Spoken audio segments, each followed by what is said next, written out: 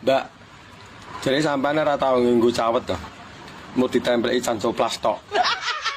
Oh. Fitnah. Sopo lho sing fitnah iki? Kuwi lho jarene wong-wong, aku cuma pengen ngerti bener apa ora. Ngawur. Ketoke kaboten jeneng tas tok iki. Lah jenenge Murari Iwan kok kaboten kondi.